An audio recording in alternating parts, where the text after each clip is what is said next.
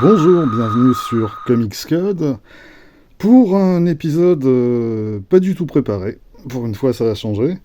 Un épisode où j'ai reçu une commande de comics Batman et je me suis dit que ce serait l'occasion d'essayer un truc.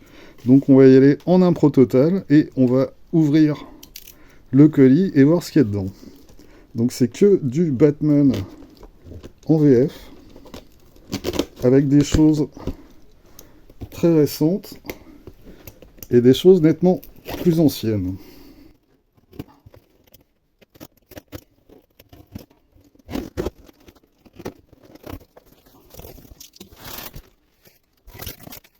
Ah, voilà, ça. Non, ça fait quoi. Ah. Alors, je regarde ça. Comme ça, pas mal. Alors, on va commencer par quoi? on a, on a des formats classiques et on a des grands formats. On va commencer par les formats classiques.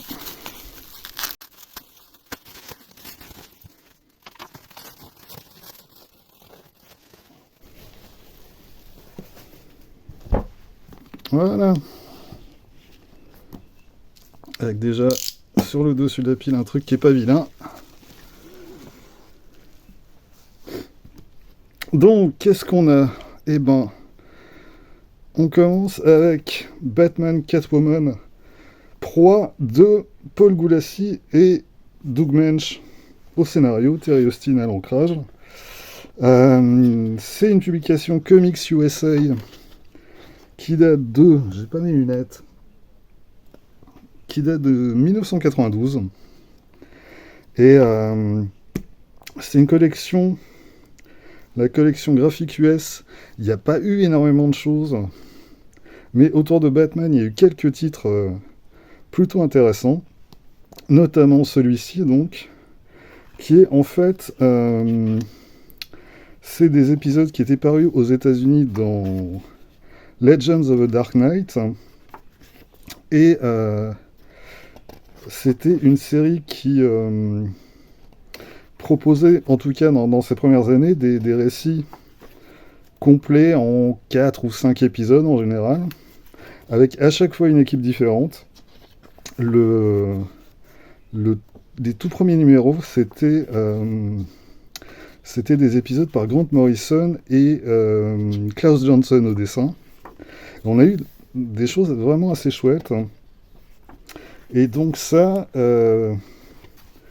Doug Mensch et Paul Goulassi, ils ont assez souvent bossé ensemble. Et c'est des épisodes que j'ai pas lus, mais Goulassi, je suis pas un grand fan de lui.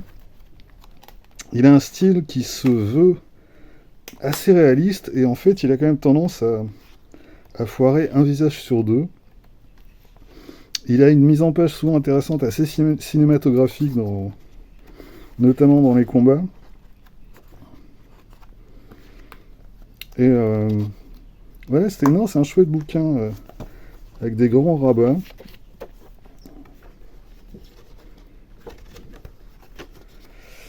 Et ben, dans la même collection, on a Batman Azrael de Denis O'Neill et Joe Quesada avec Kevin Nolan à l'ancrage. Donc ça, c'est la première mini-série consacrée à Azrael. Azrael qui est le personnage qui va remplacer Batman à l'époque où Batman s'est fait péter le dos par Bane. Et donc, il y a eu cette première mini-série, et ensuite il y a eu une série régulière qui a duré assez longtemps. Il y a eu autour de 100 numéros, qui eux par contre ont jamais été traduits en France. Il me semble pas. Et ouais, Joe Quesada, ancré par par Kevin Nolan, ça a carrément de la gueule. Celui-là, je l'avais pas non plus. Il y a des choses dans le paquet que j'avais, mais pas tant que ça.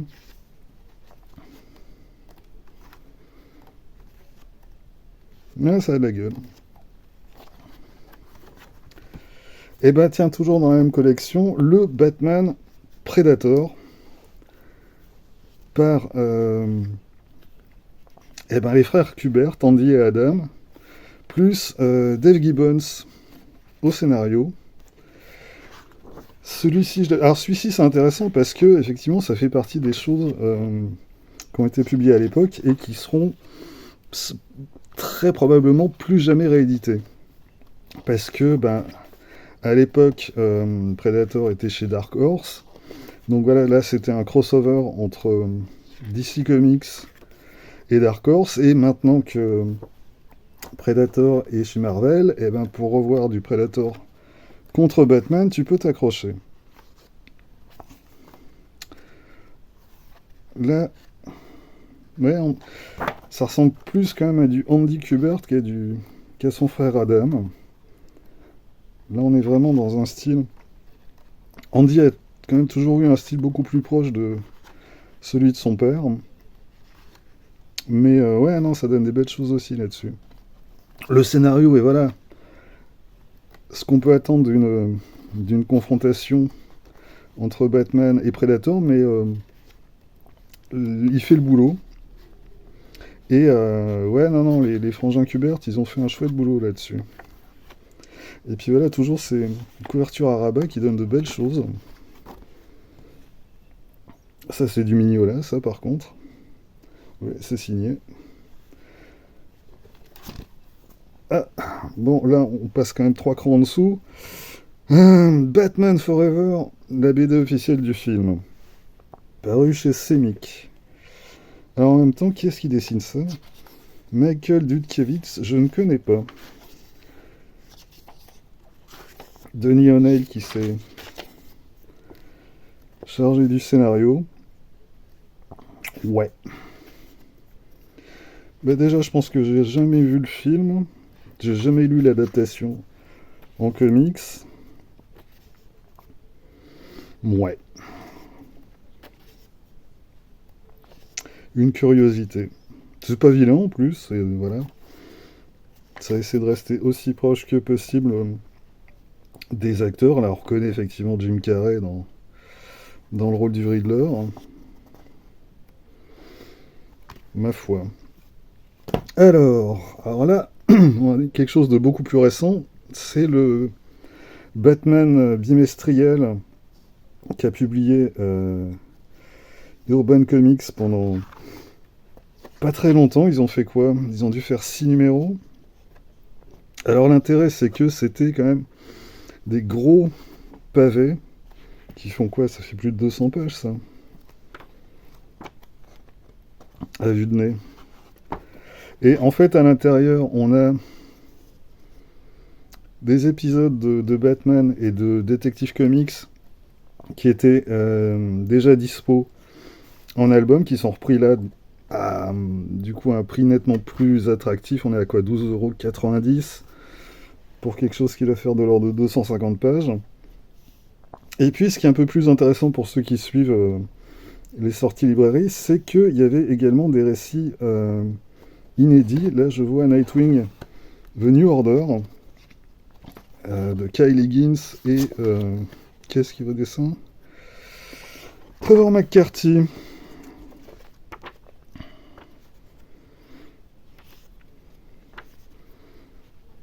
Et donc voilà, c'était à chaque fois un mélange de réédition de choses qui étaient déjà parues en librairie, plus là ça fait quand même une demi-douzaine d'épisodes inédits. Alors c'est quand même quelque chose qu'on était censé trouver en kiosque. J'avoue que j'ai jamais, ne serait-ce que croisé cette revue en kiosque. Je l'ai toujours, quand je l'ai vue, c'était toujours chez des libraires BD. Donc ça c'est numéro 2, et on a du Green Lanterns par Tim Seeley et Barnaby Magenta en épisode inédit.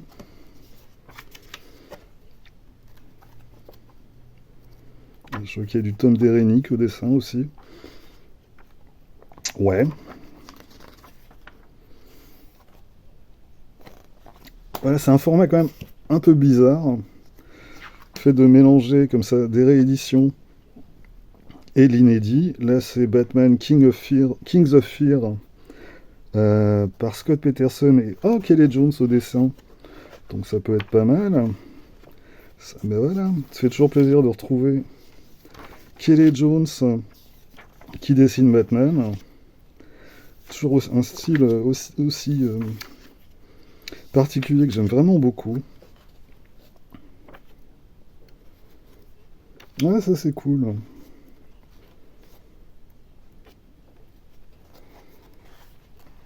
Kings of Fear, donc c'est une mini-série qui date de je ne sais pas quand. Mais c'est relativement récent. Mais je sais pas pourquoi pourquoi Urban a choisi de sortir ça dans cette revue plutôt que de le sortir en album. Est-ce qu'ils avaient peur que le style de Kelly Jones rebute certains lecteurs? Je sais pas. Un peu curieux. Mais ouais, non, c'est intéressant, ça, très bien. Et le numéro 4, avec à nouveau du Green Lantern en bonus, bah, la suite des épisodes qui étaient dans le numéro 2. Donc ouais, bah, Urban a définitivement arrêté ce magazine, donc je pense que voilà, Urban en kiosque, c'est définitivement mort. En même temps, voilà, comme je disais, c'est des choses que je voyais jamais passer en kiosque. Est-ce qu'il n'y avait pas un problème de diffusion? Je ne sais pas. Je pense qu'il y a eu 6 numéros sortis. Bon, le dessin, c'est quand même pas fou. Ronan Cliquet.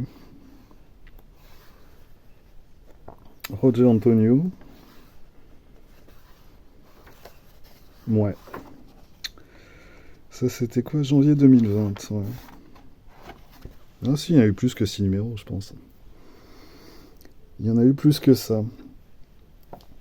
Ah, Sourier. Ben voilà.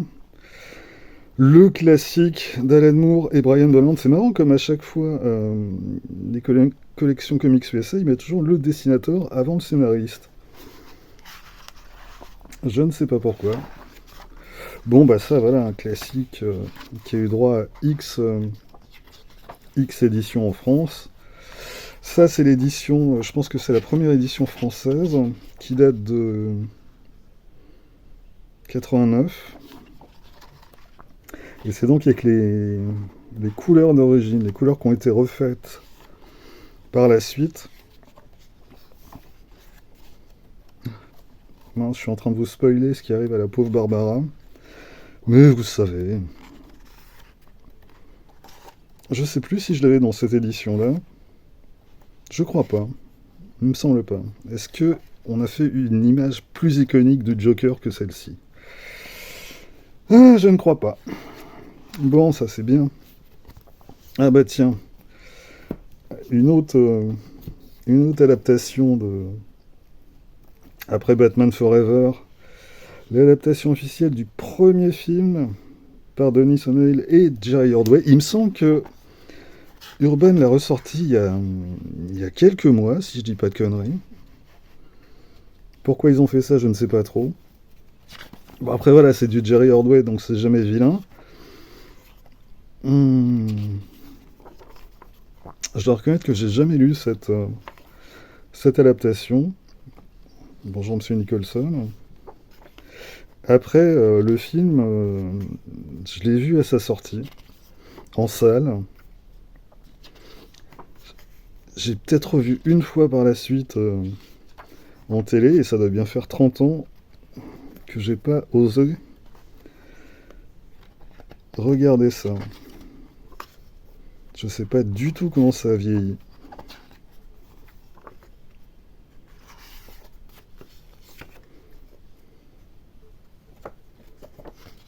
Non, mais Ordway, voilà, il assure, c'est très classique dans la mise en page, mais voilà, quand tu fais une adaptation d'un film, t'es un peu... tu peux pas vraiment t'amuser à expérimenter des trucs, tu fais le plus classique possible. Pourquoi pas. Ok, eh ben on va passer au grand format. Alors, les grands formats.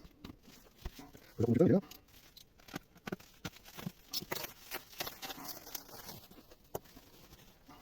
Hop, ça va, ça va. Ça va, ça va. Alors, bah voilà. Ça, en fait, j'avoue que le lot, je l'ai en grande partie pris, notamment pour ça. Alors, c'est pas...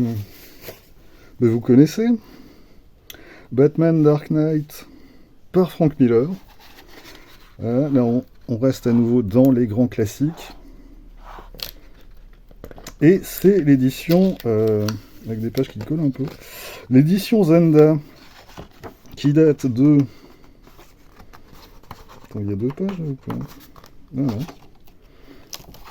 Édition qui... Oh, ça cracote. Édition qui date de 1989. Alors, c'est pas la première édition française. Normalement, si je me souviens bien, il y a eu une première édition chez un autre éditeur, dans un format plus petit que ça, format comics classique, et c'était une édition en 2 tomes. Et puis, il y a eu cette édition de chez Zenda, qui m'a bien fait baver à l'époque, parce que c'était quand même super cher. Quand t'achetais Strange ou... enfin, les parutions Lug ou Semic de l'époque, le prix d'un album Zenda en librairie, c'était pas du tout la même chanson. Et je les ai jamais achetés à l'époque parce que simplement, c'était pas dans mes moyens. Et on en revient toujours à cette discussion de...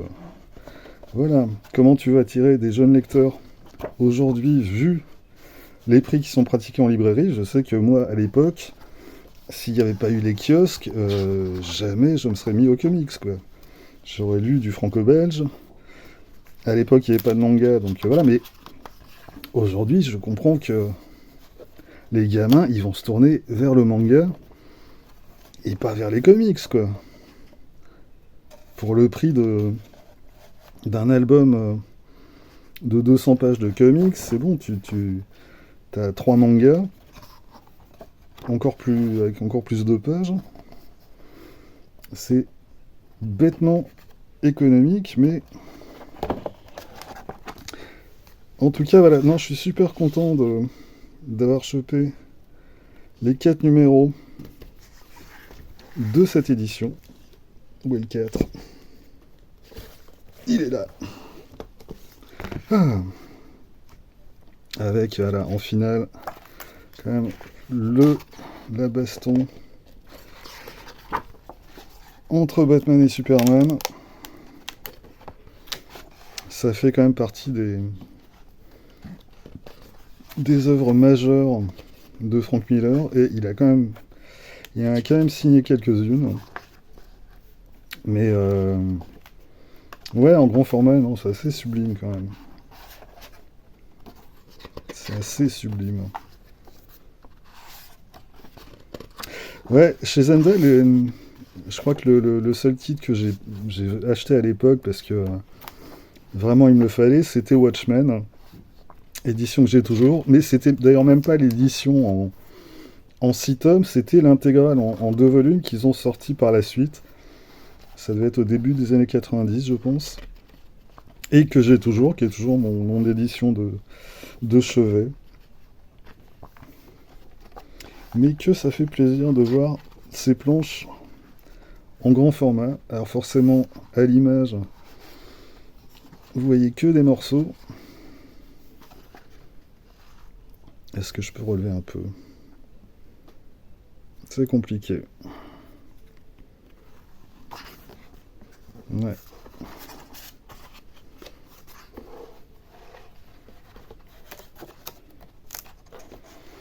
Bon, bah très bien. Ah bah voilà, on reste sur Miller et on reste sur un autre de ses chefs-d'œuvre.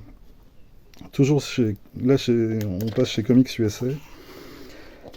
Electra le retour, là aussi ça a été un choc quand c'est sorti. Parce que voilà, c'était là encore une telle évolution dans son style. Et puis avec quand même des couleurs absolument sublimes de Lynn Varley. Elle a fait un boulot incroyable là-dessus.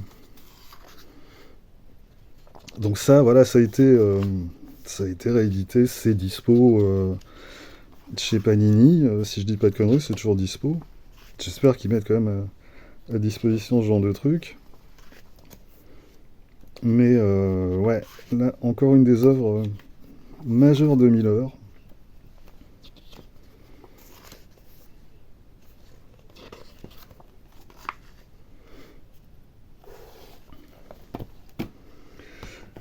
Batman, Guerre au crime d'Alex Ross avec Paul Dini en co-scénariste. Je l'ai jamais lu celui-ci. Bah c'est du Alex Ross. Je suis de base, je suis pas fan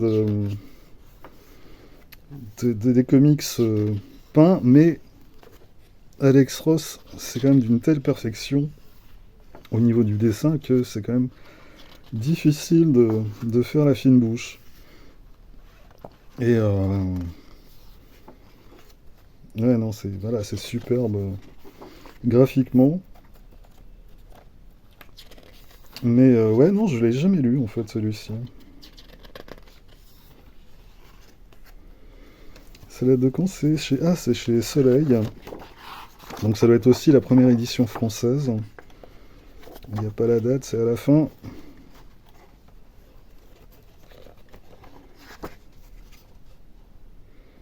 Et on est sur juillet 2000.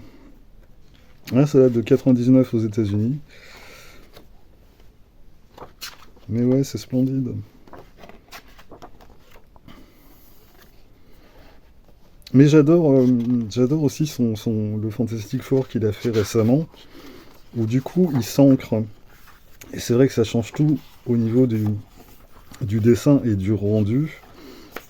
Et mais voilà, non, voilà, c'est le buzz quand même dans le genre, même si c'est pas ma technique de prédilection, c'est vrai que ça reste Alex Ross absolument le boss dans ce genre. Ah, ah, ah. Le livre qui fâche, Dark Knight, le retour, la relève en français. Donc ça c'est la première édition française chez l'édition USA. En 2002, A Dark Knight Strikes Again en 3 tomes avec je l'ai jamais relu depuis sa sortie. C'était quand même un des trucs les plus attendus au début des années 2000. Voilà, Frank Miller qui revient sur Dark Knight. Et puis, et puis voilà. Et puis voilà. Je suis tombé par hasard il y a pas quelques jours sur une vidéo sur Cartoonist Kayfabe avec Ed Piskor, Jim Rugg, et il y avait également Tom Scioli, et qui revenait sur ce fameux Dark Knight.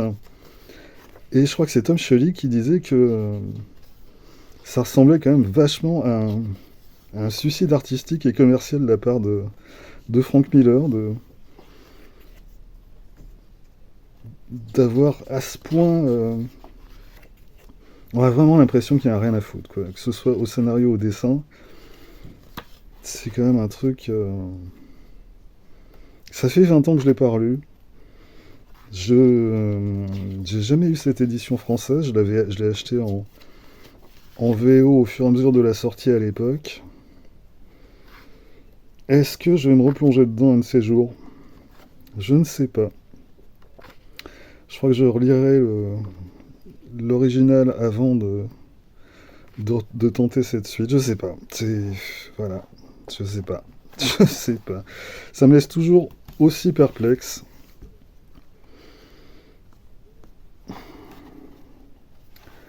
Ouais, ouais, ouais.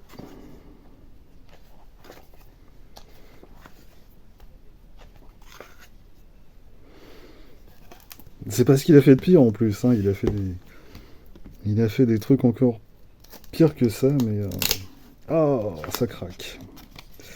Ils ont un petit peu pris l'humidité quand même, j'ai l'impression. Pas méchant, mais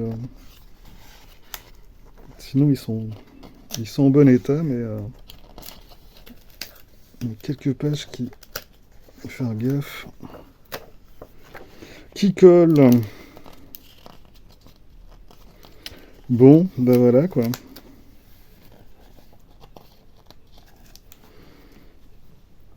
Et ah bah c'est le dernier. Bon, celui-ci je l'avais, mais oh, il a l'air fatigué celui-ci par contre. Les Fous d'Arkham de Grant Morrison et Dave McKean. Ouais, là aussi. Oh la vache. Ça va être compliqué celui-là. Non. Encore un album, ouais. Très très particulier, mais est-ce que c'est avec cet album que j'ai découvert Grant Morrison et Dave McKean? C'est possible. Je l'ai acheté, celui-ci, je l'ai acheté vraiment quand il est sorti en France, hein, dans cette édition. Oh là là, oh, putain, les pages. Ça fait mal. Ça fait mal. Ouais. Boulot quand même très très particulier. Ça, les fans de Batman, je suis pas sûr que ce soit leur œuvre favorite, mais voilà, Dave McKean, ouais, il a quand même pris un pet dans la tronche. Heureusement que je l'avais déjà celui-ci parce que c'est pas foufou, mais voilà, putain, cette version du Joker, elle est quand même assez sublime. Mais j'ai pas lu depuis très longtemps cet album, j'avoue. Ce serait pas mal que je relise ça. Mais je vais plutôt ressortir le mien parce que celui-ci a l'air quand même très fatigué. Aïe aïe aïe. Bon ben voilà. Eh ben on a fait le tour. Non ben écoute, voilà, je fais. À part celui-ci qui a l'air quand même pas en bel état, le reste est carrément très bien. Ah, Dark Knight Strikes Again, voilà voilà. Guerre au crime, ben je vais en profiter pour le lire. Ça j'ai déjà, mais je trouve bien quelqu'un à qui ça fera plaisir. Ça, je suis super content de les avoir enfin, 30 ans après, dans cette belle édition. Hop. Ça, pour rigoler, ça se lit. Ça, je vais vérifier si je l'ai ou pas, mais je crois pas. Je pense pas avoir cette première édition française. Hop, les Batman bimestriels.